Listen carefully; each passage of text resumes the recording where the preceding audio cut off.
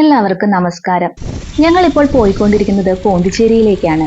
പെട്ടെന്ന് പ്ലാൻ ചെയ്ത ഒരു സ്മോൾ വീക്കെൻഡ് ട്രിപ്പാണിത്. വൈകിട്ട് 5:30ക്കായിരുന്നു ബസ്. പിക്കപ്പ് പോയിന്റ് വീട്ടിൽ നിന്നും അടുത്തായോണ്ട് 5 മണിയോടുകൂടി ഫ്ലാറ്റിൽ നിന്നും ഇറങ്ങി.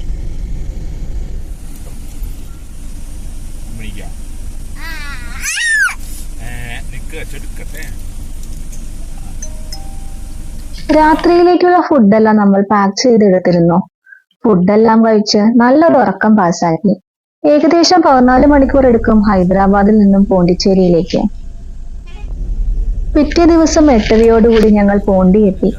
മഴ പെയ്ത് റോഡെല്ലാം നനഞ്ഞു കിടക്കുകയാണ്. ഇനി അങ്ങോട്ട് 2 ദിവസം മഴ ഉണ്ടാവാതിരുന്നാൽ മതിയായിരുന്നു.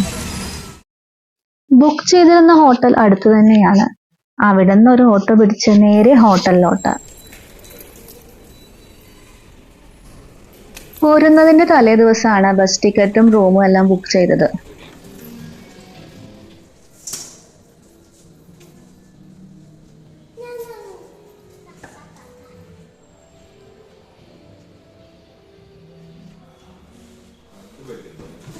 ചെന്നിട്ട് കുറച്ചു നേരം റെസ്റ്റ് എടുത്ത് യാത്രാക്ഷീണമൊക്കെ മാറ്റി.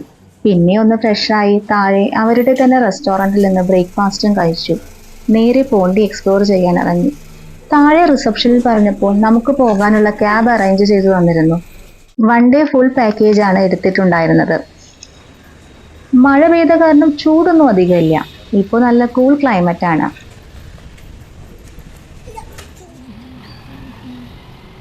ആദ്യം പോയത് ഒരു വിനായക ക്ഷേത്രത്തിലേക്കായിരുന്നു. അരുൾമികു മനകുള വിനായകർ ദേവസ്ഥാനം. വളരെ മനോഹരമായ ഒരുപാട് കൊത്തുപണികളും ചിത്രപ്പണികളും ഉള്ള ഒരു ക്ഷേത്രമാണിത്. ക്ഷേത്രത്തിന് പുറത്തുള്ള ഈ സീലിംഗ് പെയിന്റിംഗ് വളരെ യുണീക്കായി തോന്നി. ഒരുപാട് വലുതും അതിമനോഹരവുമായ ഒരു ചിത്രാവിഷ്കാരം. ക്ഷേത്രത്തിനകവും അതിമനോഹരമാണ്. ഞങ്ങൾ പോയ നേരത്ത് അധികം തിരക്കുണ്ടായിരുന്നില്ല. ഒരു 40 മിനിറ്റിനുള്ളിൽ തൊഴുതിറങ്ങി. ചുറ്റുമായി ചെറുതും വലുതുമായി ഒരുപാട് കടകളും കാണാം. ഒരു സ്ട്രീറ്റിന്റെ ഉള്ളിലായ കാരണം കാർ പാർക്കിംഗ് കുറച്ച് ഡിഫിക്കൽട്ടാണ്. അങ്ങനെ സിറ്റിയുടെ ഹൃദയഭാഗത്ത് സ്ഥിതി ചെയ്യുന്ന ക്ഷേത്രത്തിൽ തൊഴുതുകൊണ്ട് ഇന്നത്തെ ഔട്ടിംഗ് സ്റ്റാർട്ട് ചെയ്തു. പിന്നെ ഞങ്ങൾ പോയത് ഏദൻ ബീച്ച് കാണാനായിരുന്നു. കാർ പാർക്കിങ്ങിൽ നിന്ന് കുറച്ച് നടക്കാനുണ്ട്. ഈ കാണുന്നത് ബാക്ക് വാട്ടേഴ്സ് ആണ്. പോകുന്ന വഴി കുറെ വാട്ടർ ആക്ടിവിറ്റീസ് ഒക്കെ കണ്ടു. ഉച്ചനേരം ആയതുകൊണ്ടാണെന്ന് തോന്നുന്നു തിരക്കൊട്ടുമില്ല. ഇതൊരു ബ്ലൂ ഫ്ലാഗ്ഡ് ബീച്ചാണ്. നല്ല നീറ്റ് ആൻഡ് ക്ലീൻ ബീച്ച്. നന്നായി മെയിൻറ്റെയിൻ ചെയ്യുന്നുണ്ട്. One of the best beaches in Pondy. നല്ല ഫോട്ടോജനിക് പ്ലേസ് ആയി തോന്നി. ഫോട്ടോ പോയിന്റ്സും ഒരുപാടുണ്ട്. അതുപോലെ paid rest rooms and sitting area ഒക്കെ അവൈലബിൾ ആണ്. കുറച്ച് നീങ്ങി ലോക്കൽ ഫുഡ് സ്റ്റോളുകളും ഉണ്ട്. മോള് കുറച്ചു നേരം ബീച്ചിലൊക്കെ കളിച്ചു. സാൻഡ് എല്ലാം നല്ല neat and clean. Swimming allowed അല്ല എന്ന് ഇവിടെ ബോർഡ് കാണാൻ സാധിച്ചു. കായലായി അറ്റാച്ച്ഡ് ആണ് ഈ ബീച്ച്. ഇതിന്റെ അപ്പുറത്താണ് പാരഡൈസ് ബീച്ച്. നേരെ നടന്നാൽ അങ്ങോട്ടെത്തും. ബട്ട് ഇവിടെയുള്ള കോസ്റ്റൽ ഗാർഡ്സ് അതിന് സമ്മതിക്കില്ല. തണലിനായി ഓലമേഞ്ഞ കുറെ കുടകളും കുടിലുകളും ഉണ്ടാക്കി വെച്ചിട്ടുണ്ട്. ചിലതെല്ലാം പെയ്ഡ് സർവീസാണ്. വെയിൽ വല്ലാതെ ആയപ്പോൾ ഞങ്ങൾ അവിടെ നിന്നും തിരിച്ചു നടന്നു. സമയം 2 മണി ആവാറായി. Next plan ലഞ്ചാണ്. പോകുന്ന വഴി ഡ്രൈവർ സജസ്റ്റ് ചെയ്തൊരു വെജ് റെസ്റ്റോറൻറ്റിൽ കയറി ലഞ്ച് കഴിച്ചു. പിന്നീട് പോയത് ഒരു സൗണ്ട് ഗാർഡൻ കാണാനായിരുന്നു. സ്വരം, ലൊക്കേറ്റഡ് ഇൻ ഔറോവില്ല. പോണ്ടിയിൽ നിന്നും ഒരു 20 കിലോമീറ്റർ ഉണ്ട്. പെർ പേഴ്സൺ 150 റുപ്പീസ് ആണ് ടിക്കറ്റ് ചാർജ്. ഇത് ശരിക്കും മ്യൂസിക്കൽ ഇൻസ്ട്രുമെന്റ്സിന്റെ manufacturing and sound research centre ആയി തോന്നി. നമ്മൾ ഇതുവരെ കാണാത്ത ഒരുപാട് ടൈപ്പ് ഇൻസ്ട്രുമെന്റ്സ്. ഗാർഡനിൽ ഒരു ഗൈഡഡ് വിസിറ്റ് ഉണ്ടായി. ഗൈഡ് നമുക്ക് എല്ലാ ഇൻസ്ട്രുമെന്റ്സും പ്ലേ ചെയ്ത് കാണിച്ചു തരും. നമുക്കതെല്ലാം ഉപയോഗിച്ച് നോക്കാനും സാധിക്കും.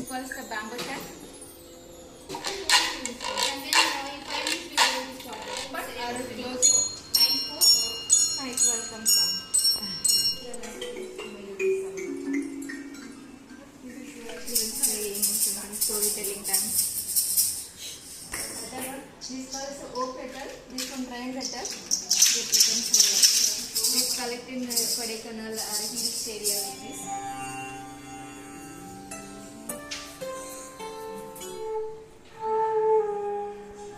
This is a bansuri.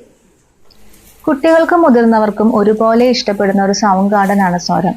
ഈ സൗണ്ട് ആൻഡ് മ്യൂസിക് പാർക്കിൽ workshop, music related educational activities, social gathering ഇതിനെല്ലാമുള്ള സൗകര്യമുണ്ട്. ഇവിടെ ഈ ഇൻസ്ട്രുമെന്റ്സ് ഉണ്ടാക്കുന്ന ഒരു ഏരിയയും ഉണ്ട്. This case is anti-Deltas Protos. He's the grandfather of mobile phone. But he's like our life is not so the sounds the main sound the whole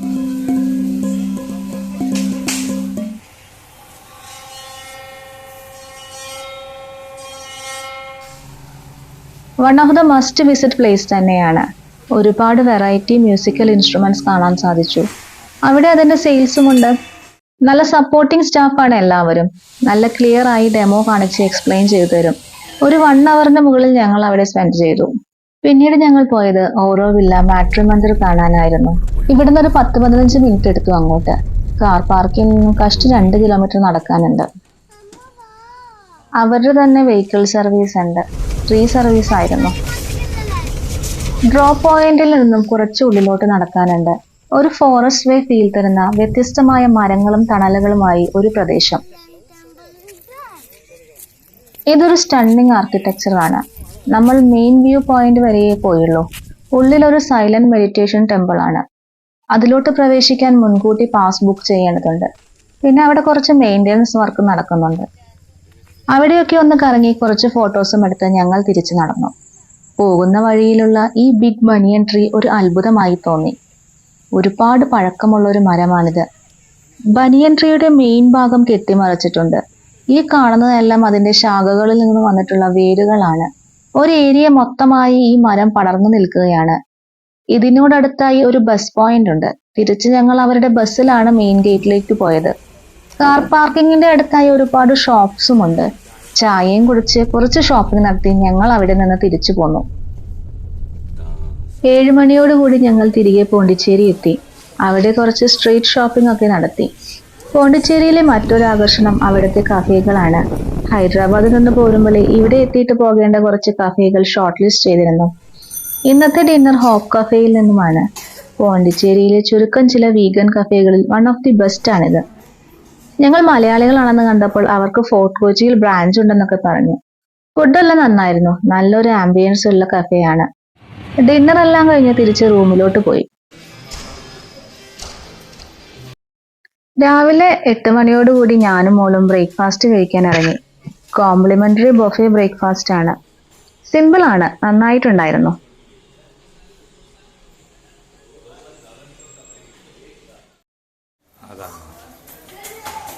ഒരു 11 മണിയോടുകൂടി ഞങ്ങൾ പുറത്തേക്ക് ഇറങ്ങി. ഇന്ന് നമ്മൾ 2 വീലർ റെന്റിന് എടുത്തു. ഇവിടെ കാറിനേക്കാൾ നമുക്ക് സൗകര്യം 2 വീലർ ആണ്. ആദ്യം പോയത് വൈറ്റ് ടൗണിലുള്ള ഫ്രഞ്ച് വാർ മെമ്മോറിയൽ കാണാനായിരുന്നു. എൻട്രി ഫീ ഒന്നുമില്ല. ബീച്ചിന്റെ സൈഡിൽ തന്നെയാണ്. ഗേറ്റ് കടന്ന് അകത്തോട്ട് പ്രവേശനമില്ല. ഫോട്ടോസ് എടുത്ത് ഒരു 10 മിനിറ്റിനുള്ളിൽ ഞങ്ങൾ അവിടെ നിന്ന് അടുത്ത പോയിന്റിലോട്ട് നീങ്ങി. ഇതൊരു ചർച്ചാണ്. നോട്രേ ഡാം ഡെ സാൻജസ് ചർച്ച്. ഒരു ഫ്രഞ്ച് സ്റ്റൈൽ ആർക്കിടെക്ചറിൽ നിർമ്മിച്ച മനോഹരമായ ദേവാലയം. കടലിനോട് അടുത്തായാണ് ഇത് സ്ഥിതി ചെയ്യുന്നത്. ഞങ്ങൾ പോയ സമയത്ത് അധികം ആരും ഉണ്ടായിരുന്നില്ല അവിടെ. ദേവാലയത്തിനുള്ളിലെ ആർക്കിടെക്ചർ എല്ലാം ഡിഫറെന്റ് ആയിരുന്നു. പ്രത്യേകിച്ച് സീലിംഗ് ഡിസൈൻ എല്ലാം അടിപൊളിയാണ്. വളരെ പീസ്ഫുൾ ആയ ഒരു അന്തരീക്ഷം. പള്ളിയിലിരുന്ന് കുറച്ചു നേരം പ്രാർത്ഥിച്ചു. പിന്നെ ദേവാലയം എല്ലാം ഒന്ന് ചുറ്റിക്കണ്ടു നടന്നു. ഇവിടെ അടുത്ത് ഒരുപാട് ടൂറിസ്റ്റ് സ്പോട്ടുകളുണ്ട്. Mahatma Gandhi statue, tribute wall, Pandit Jawaharlal Nehru statue, പിന്നെ റോക്ക് ബീച്ച്. ഇതെല്ലാം അടുത്തടുത്ത് തന്നെയാണ്. ഇവിടെ നിന്നിറങ്ങി ഞങ്ങൾ അടുത്തു പോയതും ഒരു ചർച്ചിലോട്ടാണ്. The sacred heart basilica. Pondicherry railway സ്റ്റേഷന്റെ അടുത്തായാണ് ഈ ദേവാലയം ഉള്ളത്. അവിടെ ഒരു പ്രോഗ്രാം നടക്കുന്ന കാരണം ഉള്ളിലോട്ട് കയറാൻ സാധിച്ചില്ല. പുറമേ നിന്നെല്ലാം കണ്ട് അവിടെ നിന്ന് ഒരു കരിക്കും കുടിച്ച് വീണ്ടും യാത്ര തുടങ്ങി. പോണ്ടിയിലെ ഫേമസ് സ്ട്രീറ്റ് ആണ് വൈറ്റ് ടൗൺ. നല്ല രസമാണ് ഇതിലൂടെ പോകാൻ. അതുപോലെ തന്നെ ഇവിടുത്തെ സ്ട്രീറ്റ്സ് എല്ലാം ഒരു ഡിഫറെന്റ് ലുക്കാണ്. ഫ്രഞ്ച് കോളനി എല്ലാം അടിപൊളി. ഒരേ രീതിയിൽ പണിത പല നിറങ്ങൾ കൊടുത്ത ബിൽഡിങ്ങുകൾ, മനോഹരങ്ങളായ സ്ട്രീറ്റ് ലൈറ്റുകൾ, വ്യത്യസ്തമായ ചുവർ ചിത്രങ്ങൾ. ഇതെല്ലാം കണ്ടുകൊണ്ട് ഇതിനിടയിലൂടെയുള്ള യാത്ര വളരെ മനോഹരം. സമയം ഉച്ചയായി. ഫോട്ടോ എടുത്ത് സമയം പോയത് അറിഞ്ഞില്ല. അങ്ങനെ ലഞ്ചിനുള്ള റെസ്റ്റോറന്റ് തപ്പലായി. ഉച്ചയ്ക്ക് എനിക്ക് ചോറ് വേണമെന്ന എന്റെ കരച്ചിലിനൊടുവിൽ തപ്പി പിടിച്ച ഒരു വെജ് റെസ്റ്റോറന്റിൽ കയറി. കൈലാഷ് പർവ്വത്. നല്ല authentic north Indian dishes serve ചെയ്യുന്ന റെസ്റ്റോറന്റ് ആണ്. പച്ചരി എങ്കിൽ പച്ചരി, എന്നാലും എനിക്ക് ചോറ് കിട്ടി, അത് മതി. അവരുടെ ചാട്ട് ഐറ്റംസ് എല്ലാം അടിപൊളിയാണ്. ലഞ്ച് കഴിഞ്ഞ് അടുത്തത് പോയത് ലൈറ്റ് ഹൗസ് കാണാനാണ്. 3 മണി കഴിഞ്ഞപ്പോൾ ലൈറ്റ് ഹൗസിലെത്തി. 10 രൂപയാണ് മുകളിലോട്ട് കയറാൻ ടിക്കറ്റ് ചാർജ്. അവിടെ ഫുള്ളാടാ. അത്യാവശ്യം സ്റ്റെപ്പ് കയറാനുണ്ട്. ഒരു 200 സ്റ്റെപ്പിന്റെ മുകളിൽ എന്തായാലും ഉണ്ടാവും. ഒരു 10-11 നില കയറുന്ന പോലെ. 3 മണി തൊട്ട് 5 മണി വരെയാണ് ടൈമിങ്. തിരക്കിനനുസരിച്ച് നമുക്കൊരു 10-15 മിനിറ്റ് മുകളിൽ സ്പെൻഡ് ചെയ്യാൻ സാധിക്കും.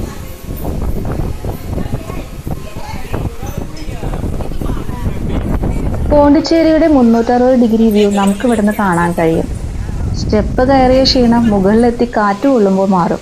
അസാധ്യ കാറ്റായിരുന്നു അവിടെ.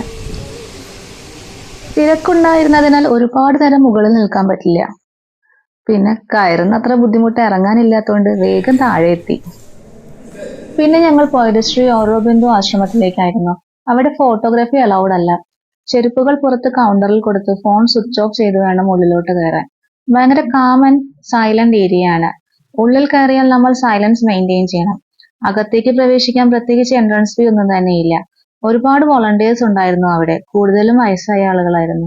ശ്രീ ഔറോബിന്ദുവിന്റെയും അദ്ദേഹത്തിന്റെ അമ്മയുടെയും സമാധി സ്ഥലമുണ്ട് ആശ്രമത്തിനുള്ളിൽ. നല്ലൊരു മെഡിറ്റേഷൻ സെന്റർ ആണ്. സ്പിരിച്വൽ ബുക്സ് ഉൾക്കൊള്ളുന്ന നല്ലൊരു ബുക്ക് സ്റ്റോളും ഉണ്ട് അവിടെ.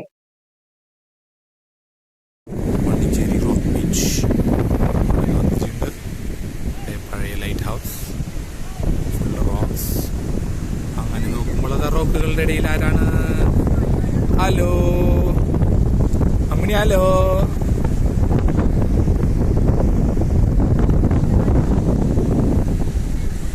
അവിടുന്ന് നേരെ പോയത് റോക്ക് ബീച്ചിലേക്കാണ്.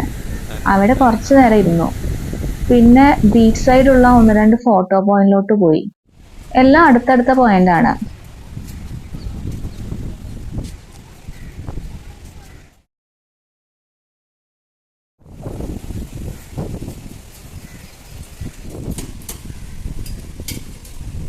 പിന്നെ ഞങ്ങൾ നേരെ സ്റ്റോൺ ബ്രിഡ്ജ് കാണാനാണ് പോയത്.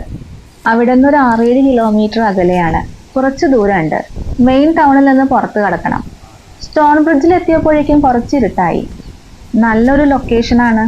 2 സൈഡും കടൽ, നല്ല തിര. സ്റ്റോൺ ബ്രിഡ്ജിലൂടെയുള്ള നടത്തം എനിക്ക് കുറച്ച് റിസ്കി ആയി തോന്നി. സാധാരണ ഇവിടെ പോയ എല്ലാ ബീച്ചുകളിലും ലൈഫ് ഗാർഡിനെ കണ്ടിരുന്നു. ഇവിടെ അവരെ കണ്ടില്ല. പിന്നെ കല്ലിന്റെ ഇടയിലൊക്കെ നല്ലോണം ഞണ്ടുകളുണ്ട്. നടക്കുമ്പോൾ നല്ല ശ്രദ്ധിക്കണം.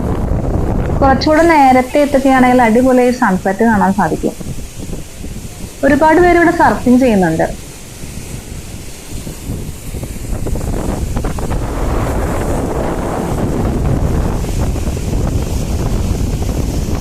സ്റ്റോൺ ബ്രിഡ്ജ് അടിപൊളിയാണ്. പക്ഷെ നമ്മുടെ സ്വന്തം റിസ്കിൽ വേണം പോവാൻ. മെയിൻ ബീച്ചിൽ വലിയ തിരക്കുണ്ടായിരുന്നില്ല. അതുപോലെ ക്ലീനിങ് നീക്കുമായിരുന്നു. അതുകൊണ്ട് മോൾ അവിടെ കുറച്ചു നേരം കളിച്ചിട്ടാണ് പോകുന്നത്.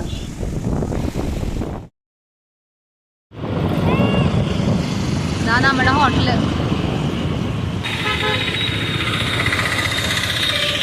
സ്റ്റോൺ ബ്രിഡ്ജ് കണ്ട് പോരുന്ന വഴി നല്ലൊരു ഫിൽറ്റർ കോഫി കുടിച്ച് നേരെ റൂമിലോട്ട് പോന്നു.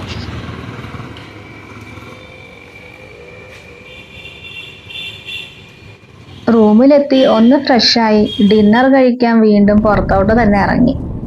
കോറമെന്റൽ കഫേയാണ് ലക്ഷ്യം. ഒരുപാട് റിവ്യൂസ് വായിച്ചുള്ള പോക്കാണ്. ബട്ട് അവിടെ എത്തിയപ്പോൾ നല്ല തിരക്ക്. എങ്ങനെയായാലും 1 മണിക്കൂറിന് മുകളിൽ വെയിറ്റിംഗ് ഉണ്ടെന്ന് പറഞ്ഞു. അങ്ങനെ ആ പ്ലാൻ ഡ്രോപ്പ് ചെയ്തു. ലിസ്റ്റിലുള്ള വേറെ 2-3 കഫേയിൽ പോയി. അവിടെയും ഇത് തന്നെ അവസ്ഥ. അങ്ങനെ തപ്പി ഒരെണ്ണം നല്ലത് കിട്ടി. നല്ല ഒരു ആംബിയൻസ് ഉള്ള കഫേ ആയിരുന്നു. ലൈവ് മ്യൂസിക് ഒക്കെ ഉണ്ടായിരുന്നു. ഫുഡ് തിരക്കേടില്ല. ബട്ട് മോള് കാര്യമായിട്ടൊന്നും കഴിച്ചില്ല. പിന്നെ മോളുടെ ഫേവറേറ്റ് ഫുഡൊക്കെ തപ്പി വാങ്ങി. പിന്നെ അധികം അങ്ങോട്ട് ചുറ്റിക്കറങ്ങാതെ റൂമിലോട്ട് തിരിച്ചു പോന്നു.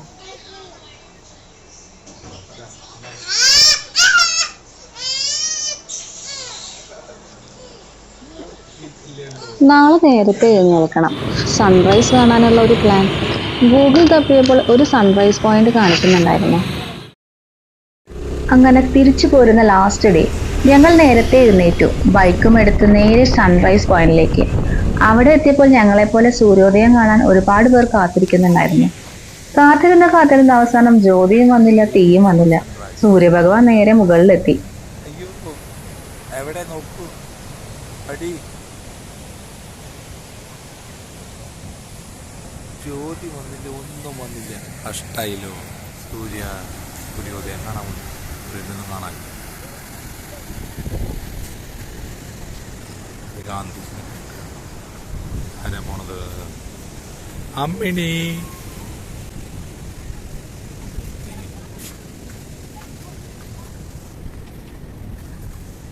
അവിടെ നെഹ്റു.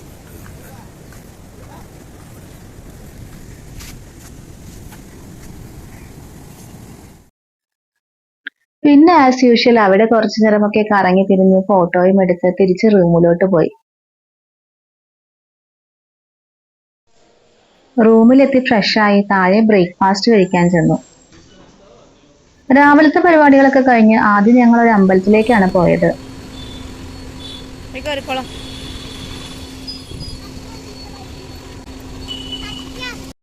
ശ്രീ വരദരാജ പെരുമാൾ ടെമ്പിൾ 11ാം നൂറ്റാണ്ടിൽ ചോളവംശത്തിലുള്ളവർ നിർമ്മിച്ച് പിന്നീട് പാണ്ഡ്യാസ് ഏറ്റെടുത്ത ഒരു ദ്രാവിഡ സ്റ്റൈൽ ആർക്കിടെക്ചർ ഉള്ള അമ്പലമാണിത്. മഹാവിഷ്ണുവിന്റെ വലിയൊരു പ്രതിഷ്ഠയാണ് ഉള്ളിലുള്ളത്. ചുമരുകളെല്ലാം തന്നെ ഒരുപാട് ചിത്രപ്പണികളുണ്ട്. അമ്പലത്തിന്റെ പിന്നിലായി നല്ലൊരു കുളമുണ്ട്. നല്ലൊരു ഡിവോഷണൽ പ്ലേസ് ആയിരുന്നു.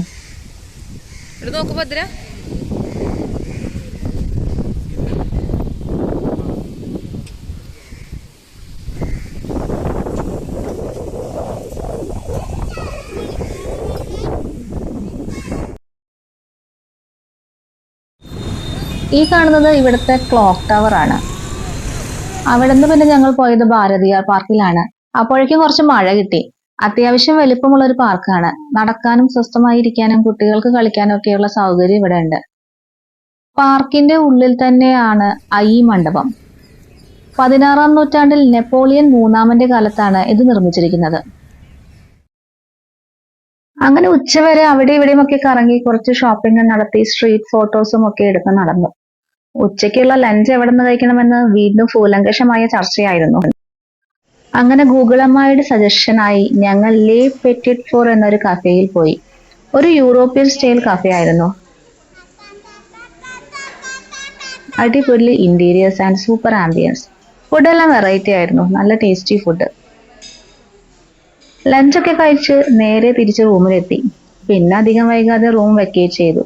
2 വീലറും റിട്ടേൺ ചെയ്തു. 4:30ക്കാണ് തിരിച്ച് ഹൈദരാബാദിലേക്കുള്ള ബസ്. ബസ് പോയിന്റിലോട്ട് കാർ ബുക്ക് ചെയ്തിരുന്നു. പിന്നെ പോണ്ടിയോട് ടാറ്റ ബൈ ബൈ പറഞ്ഞ് തിരിച്ചുള്ള യാത്ര തുടങ്ങി.